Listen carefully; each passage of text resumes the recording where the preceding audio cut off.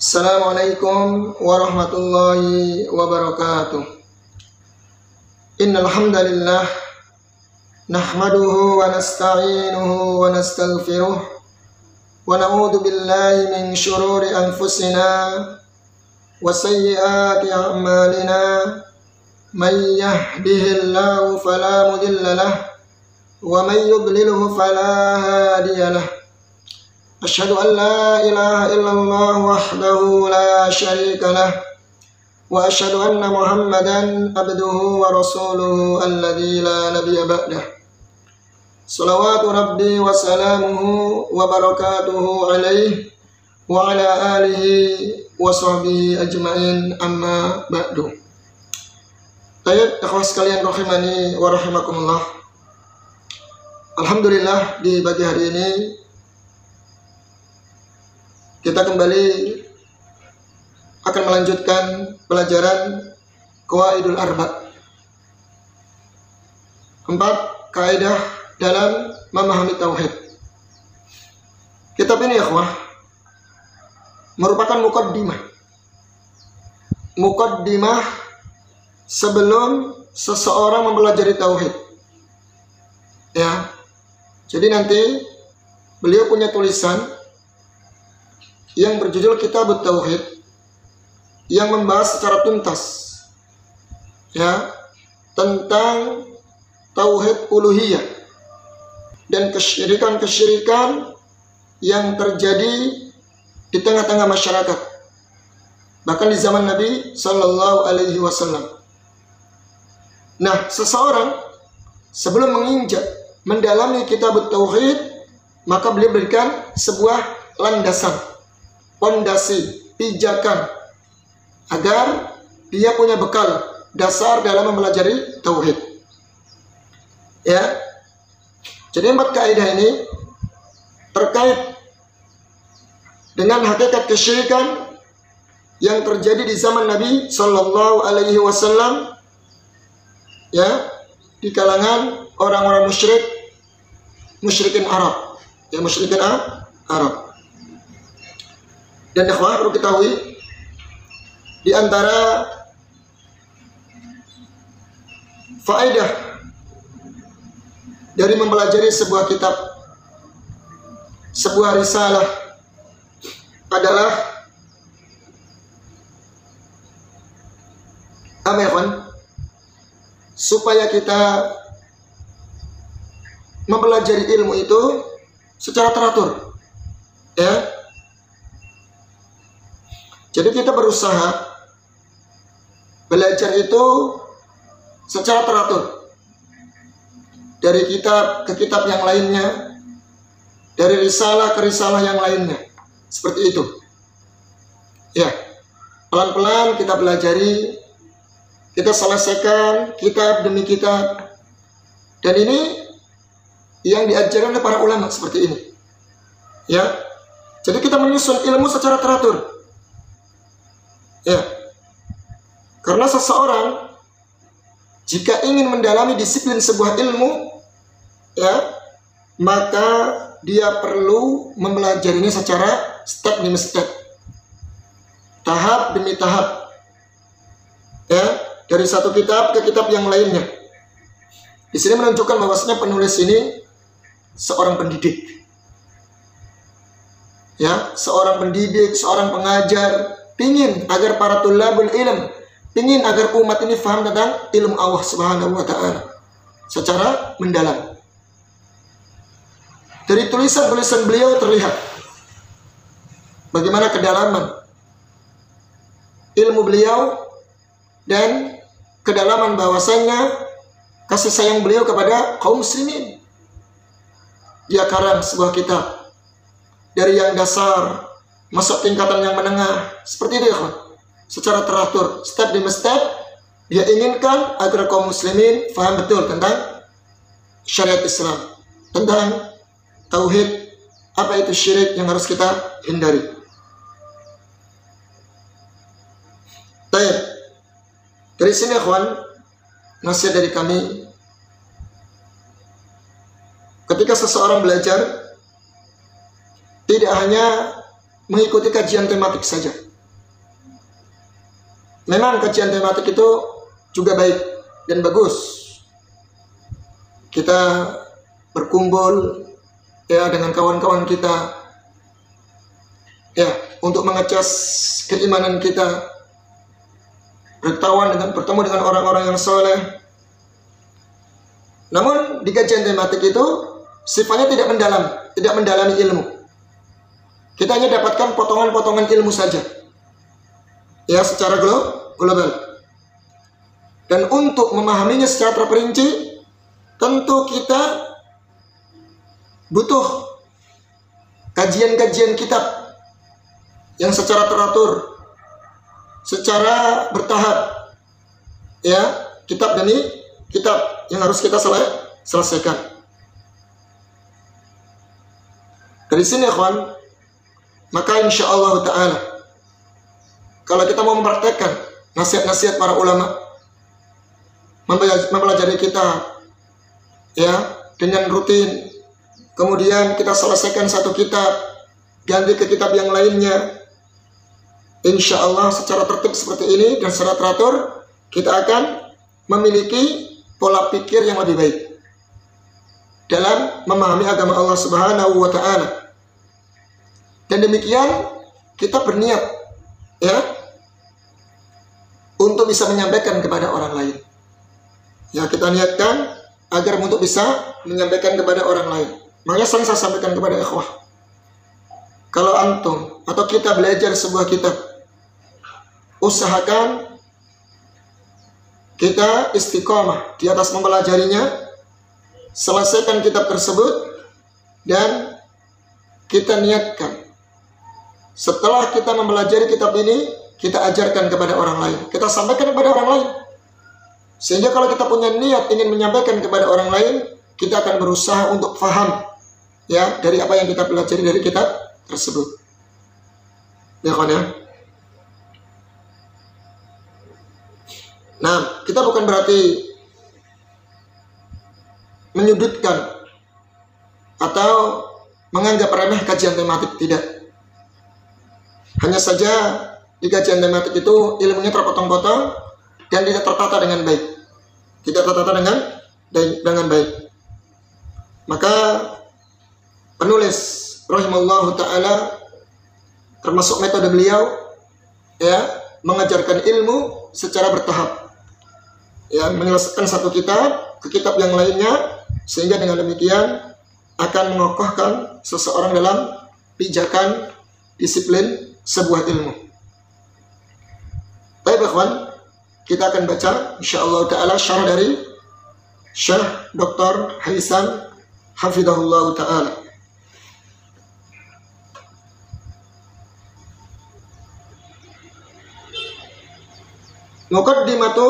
Muqaddimatun baina yaday syarah.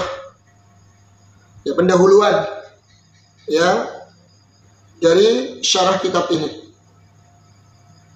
Seperti biasa ya, para ulama itu setelah mereka ketika menulis sebuah kitab, mereka pasti membuat sebuah muqaddimah. Apa muqaddimah kitab ini dan apa maksud dari tujuan kitab ini, isi secara global dari kitab ini.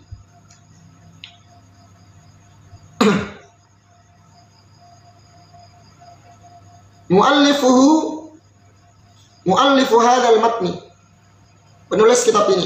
Kemarin kita sampaikan sudah ya, kita sampaikan penulis kitab ini.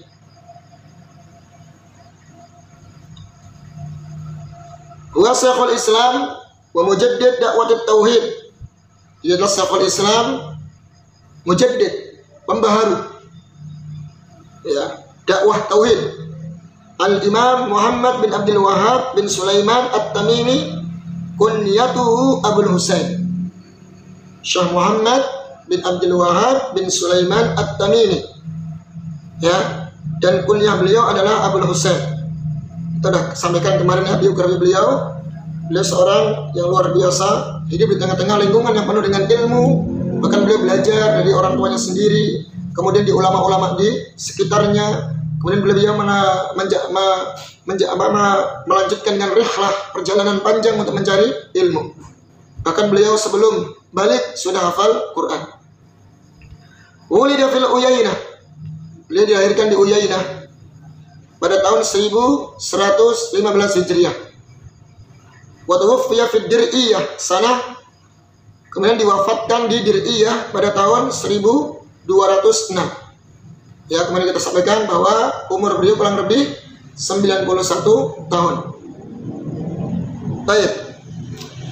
Kemudian kata Syekh Dr. Haizam, al-qawaidul arba hiya sanil mutun allati yatimmu dirasatuha fi silsilati mutuni talabil ilmi wa kanat al-inayatu bihadzal mabni qa'imatan ala asbabi iddatin minha. Kata beliau bahwa kitab Qawaidul Arba ini adalah kitab matan yang kedua yang telah dipelajari ya pada silsilah mutuni talabil ilmi. Jadi para ulama itu ada ya, terlebih di Arab Saudi sana ya, seperti Syekh Abdul Muhsin Qasim. Syekh Abdul Muhsin Qasim beliau punya barnamij ya, silsilatu hifdzil mutun ilmiah. Jadi beliau punya barnamij, program yang menghafal matan-matan para ulama. Nanti ada tingkatannya, tingkatan pertama mustawal awla, mustawal awal, mustawal tsani dan seterusnya. Nah, ini termasuk kitab yang dijadikan rujukan dari kalangan tullabul ilm untuk menghafal matan-matannya para ulama. Ini kitab yang kedua atau matan kitab yang kedua yang telah sempurna atau yang telah dipelajari ya pada silsilah mutun talabul ilmi. Dan perhatian terhadap kitab ini atau matan ini dibangun di atas beberapa sebab. Jadi kenapa kita mempelajari kitab ini? Kenapa kita menghafalkan matan kitab ini? Ini ada beberapa sebab. Di antaranya kata beliau, nasihatu ulama'ina bidarasatihi. Pertama, nasihat-nasihat dari para ulama ya, agar kita mempelajari kitab ini. Karena sebagai tadi apa? Landasan, pondasi, pijakan sebelum seseorang mendalami kitab tauhid. Kemudian yang kedua di antaranya adalah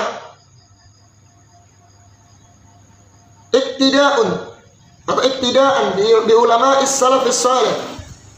Jadi mencontoh para ulama salafun salih, di mana mereka para ulama itu mempelajari kitab ya, sebelum masuk ke pembahasan secara inti, maka mereka mempelajari dasar-dasarnya dulu. Ya, dasar-dasar ilmu yang akan mereka sebelum mereka menempuh sebuah ilmu, mereka belajar usulnya dulu. Ada usul fikih, ada usul tafsir, begitu ya. Nah, ini juga sama. Ketika kita sebelum masuk ke pelajaran kitab tauhid, maka ada kaidahnya dulu. Ya, ada usul kaidah dalam mempelajari kitab tauhid supaya nanti kuat ilmu kita, lebih kokoh dalam mendalami sebuah ilmu. Baik, kemudian selanjutnya fihi raddun ala syubahi musyriki zamanina. Jadi kitab ini kenapa para ulama menganjurkan untuk dipelajari? Karena di dalamnya ada bantahan terhadap syubhat-syubhat orang-orang musyrik di zaman kita. Nanti kita akan ketahui ya, ada sisi kesamaan. Alasan orang-orang musyriki, orang-orang yang melakukan kesyirikan, penyembah kubur atau yang lainnya, itu sama persis dengan alasan orang-orang musyrik Arab di zaman dulu. Dan Allah sebutkan dalam Al-Quran. Ya, insya ada bantahannya. Kita luruskan. Ya. Kemudian di antara sebab kenapa kita pelajari kitab ini adalah li'annahu ikhtisarun li kitabika syubhat. Kitab ini merupakan ringkasan. Ya, ringkasan ya, atau rangkuman gitu ya, terhadap kitab Kasyfus Syubhat. Jadi Kasyfus Syubhat itu karya beliau juga yang berjudul apa? Membongkar, menyingkap akar-akar syubhat dari orang-orang penyembah kubur. Nah, ini kalau kita belajar ini insya akan nyambung. Ini ringkasannya. Kalau Kasyfus Syubhat lebih tebal sedikit ya dari kitab ini. Baik. Ini di antara sebab. Kemudian di antaranya juga nabda'u bihi qabla al-bad'i bi kitab kashf syubhat hatta la yu'alliqa bi nafsi talibil ilmi ayya syubhatin. Kita awali sebelum memulai kitab kashf syubhat. Artinya seseorang sebelum mengawali mempelajari kitab kashf syubhat, hendaknya mempelajari kitab ini dulu. Kitab apa? Qawaidul Arba. Sehingga apa? Tidak ada kesan atau terbesit bagi seorang talibul ilmi syubhat apapun. Jadi kalau kita sudah belajar kitab ini, insya Allah tidak ada syubhat tentang masalah kesyirikan dalam apa? Bagi seorang talibul ilmi. Itu itu kurang lebih beliau sampaikan demikian. Baik. Jadi boleh perhatikan bahwa ketika seseorang mempelajari kitab tauhid, maka juga penting harus beliau mempelajari lawannya, yaitu syirik. Yaitu kesyirikan. Sehingga akan jelas mana hakikat tauhid dan mana hakikat itu syirik. Yang syirik kita bisa menjauhinya. Seperti itu. Jadi ketika seseorang mempelajari tauhid, mau nggak mau harus mengenal apa itu syirik dan berbagai macam-macam kesyirikan itu apa saja. Nah, ini penting.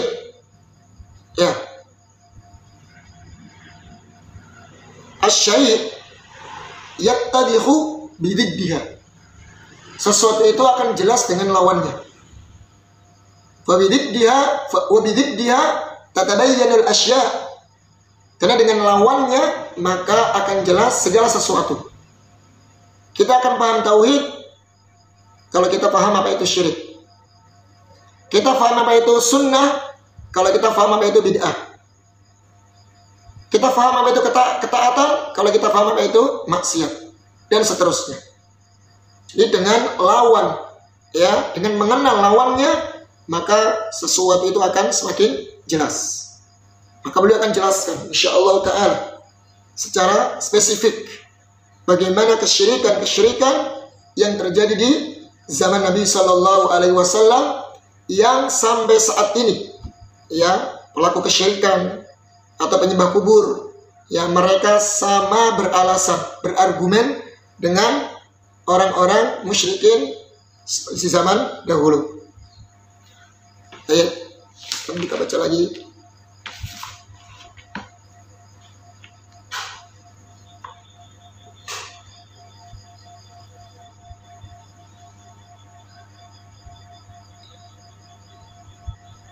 Yuqassamu hadal matnu ila salasati aqsamin. Jadi beliau akan menjelaskan secara global. Jadi matan kitab Qawaidul Arba ini dibagi menjadi 3 bagian. 3 bagian ya ikhwan. 1, al-muqaddimah, unwanus sa'adah.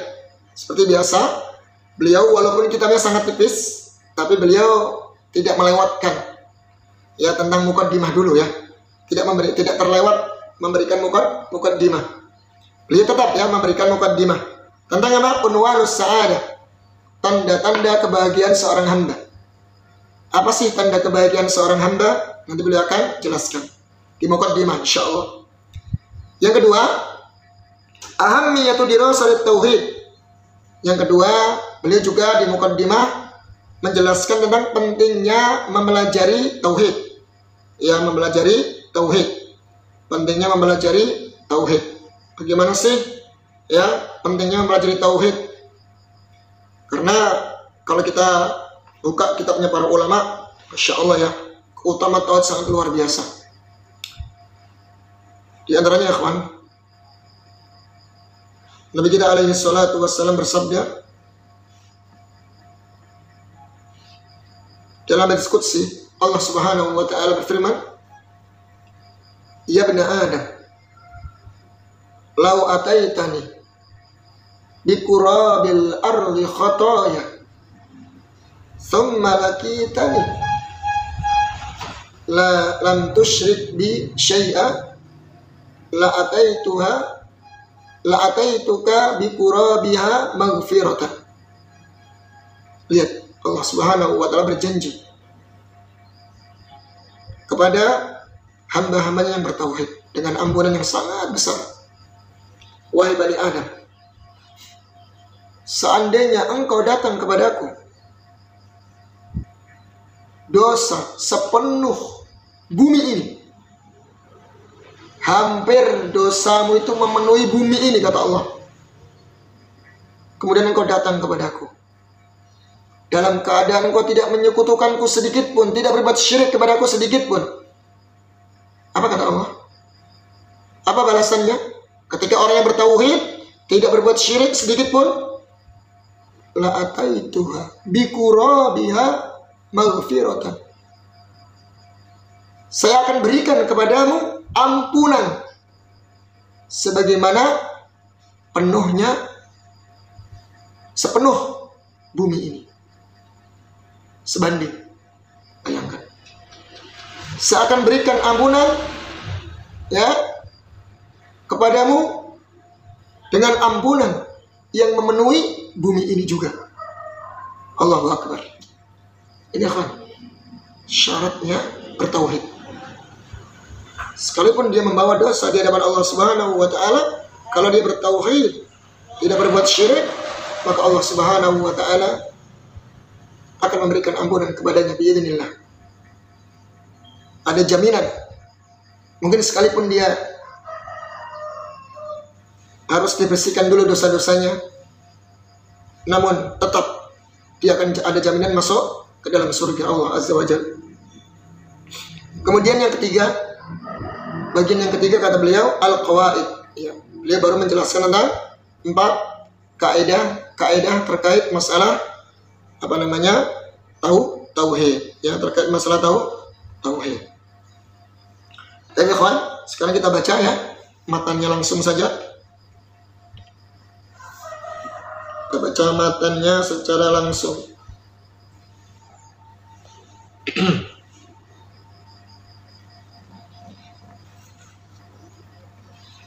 Awalan, al-muqaddimatu unwanus sa'adah.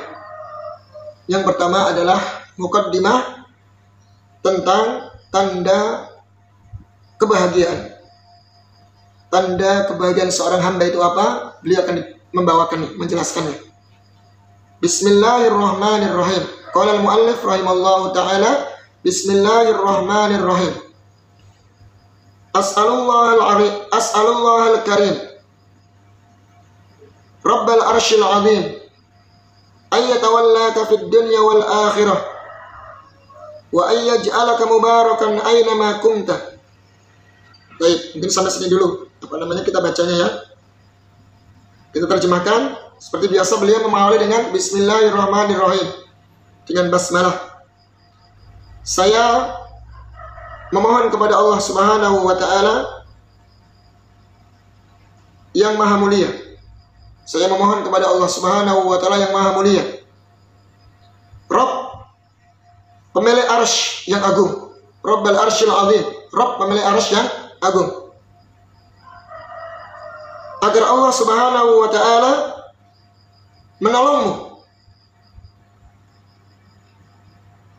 menolongmu, melindungimu di dunia dan di akhirat. Dan semoga Allah Subhanahu wa taala menjadikanmu orang yang berkah. Jadi semoga Allah Subhanahu wa taala menjadikanmu orang yang berkah dimanapun engkau berada. Ya, dimanapun engkau berada. Ini ya, Pak. Baik. Sekarang kita jelaskan satu persatu dari perkataan beliau. Yang pertama, seperti biasa, beliau mengawali tulisannya atau risalahnya dengan bismillah. Sabab ibtida'i al-musannif al-matna bil basmalah. Seperti dulu ya dalam pelajaran usul salasah. Sebab penulis mengawali kitabnya dengan bismillah. Ya, kawan. Para ulama itu ketika menulis itu ada alasannya. Tidak asal. Apa sebabnya beliau menulis kitab? Mengawali kitabnya dengan bismillah. Dan para ulama-ulama lain juga seperti itu. Apakah hanya sekedar kebetulan? Atau mungkin hanya biar pantas? Atau bagaimana? Ada tujuannya. Lihat sebabnya. Yang pertama, iktidaan bi kitabillahi wa bir rusuli wal anbiya'i alaihimus salam. Yang pertama mencontoh Al-Quran, kitab Allah, kitabnya kaum muslimin, pedoman bagi kaum muslimin, kitab suci Al-Quran. Yang mencontoh Al-Quran dan mencontoh para rasul, para nabi dan rasul alaihimus salam. Semoga keselamatan atas mereka. Nah ini, ya, antum bisa lihat dalam Al-Quran. Ketika kita mengawali membaca surat, pasti ada bismillah. Ya enggak? Diawali dengan bismillah, nanti pindah. Setiap perpindahan antara surat dengan surat yang lainnya, maka diawali dengan bismillah. Kecuali satu ya, surat At-Taubah. Karena At-Taubah itu masih terkait dengan surat sebelumnya. Nah itu, jadi mencontoh Al-Quran pertama. Karena Al-Quran saja, ya, diawali dengan bismillah, maka kita, ya, kita sebagai hamba Allah Azza wa Jal ingin mencontoh Al-Quran. Ya, mencontoh Al-Quran. Baik. Karena dalam sebuah hadis ya, kullu amrin dibalin la yubda'u bi bismillah fahuwa abtar. Setiap urusan atau setiap urusan yang penting gitu ya, yang tidak diawali dengan bismillah, maka dia akan terputus atau hilang keberkahannya. Hadis ini ada sebagian ulama menyatakan dhaif ya. Namun sekalipun kita tidak memakai hadis ini, namun kita lihat mencontoh Rasul Sallallahu Alaihi Wasallam dan mencontoh Al-Quran. Rasul SAW ketika mengutus atau ketika beliau ingin mengirim surat kepada para raja, para kaisar-kaisar kerajaan, mengajak mereka masuk Islam, maka beliau mengawali dengan surat tersebut kepada sekretarisnya. Uktub ya, Bismillah Muhammad ila Kaisar Ar-Rum, ila Kaisar Heraklus. Bismillahirrahmanirrahim. Tulis dari Muhammad untuk Kaisar Rum, maka diawali dengan Bismillahirrahmanirrahim. Begitu ya. Jadi Nabi kita alaihi salatu wassalam ketika memerintahkan para sahabat untuk menulis sebuah surat, maka beliau yang pertama kali perintahkan menulis basmalah ya. Kemudian baru ya kepada raja yang mulia begitu ya, dari Muhammad ditulis Bismillahirrahmanirrahim.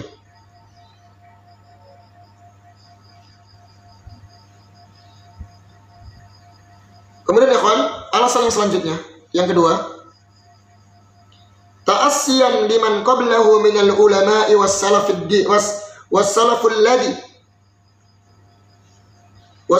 ladhina kanat min 'adatihim bid'u tasanifihim wa mu'allafatihim bil basmalah. Ta'assiyan, mencontoh, meniru dari orang-orang sebelum beliau, dari kalangan para ulama-ulama, para salaf, di mana kebiasaan mereka dalam tulisan-tulisan mereka itu, ya, tulisan-tulisan mereka, karya-karya mereka, mereka awali dengan basmalah. Anda melihat Sahih Bukhari, Sahih Muslim, apapun ya, para ulama-ulama, Imam Nawawi dan yang lain ketika menulis sebuah kitab, sebuah karya tulis, mengawali dengan Bismillahirrahmanirrahim. Ya, karena Bismillah ini berkah ya. Menyebut nama Allah kan, dengan menyebut nama Allah yang maha pengasih lagi maha penyayang. Ya, jadi sebelum kita memulai sebuah aktivitas, kita awali dengan bismillah supaya berkah ya. Meminta tolong kepada Allah Subhanahu wa taala agar Allah mudahkan dan Allah berkahi segala urusan kita, termasuk apa? Menulis sebuah kitab. Terus yang ketiga, alasan yang ketiga adalah min babit tabarruk bismillahil karim. Alasan yang ketiga adalah untuk tabarruk, untuk mencari keberkahan. Ya, untuk bab dalam rangka mencari keberkahan dengan menyebut nama Allah Subhanahu wa taala yang mulia. Gitu ya. Jadi apapun ikhwan, aktivitas kita mau ngapain ya, jangankan menulis kitab. Mungkin sifatnya mudah, mau jualan, mau bekerja, ya, kita baca Bismillahirrahmanirrahim. Ya, semoga dengan demikian aktivitas yang kita kerjakan itu apa? Allah berkahi dan Allah mudahkan. Gitu ya kawan ya. Mungkin sampai di sini dulu ya penjelasan kita, walaupun mungkin sederhana, tidak ada yang baru ya, karena mungkin di pelajaran usul salasah ini sudah kita singgung. Tapi insya Allah besok kita bahas dari penjelasan doa-doa dari penulis rahimahullah ta'ala. Sangat luar biasa. Baik, mohon maaf atas segala kekurangan, salah kata atau kekeliruan yang kami sampaikan, mohon diluruskan. Kebenaran hanya milik Allah Subhanahu wa taala. Subhanakallahumma wa bihamdika asyhadu an la ilaha illa anta astaghfiruka wa atubu ilaik. Wassalamualaikum warahmatullahi wabarakatuh.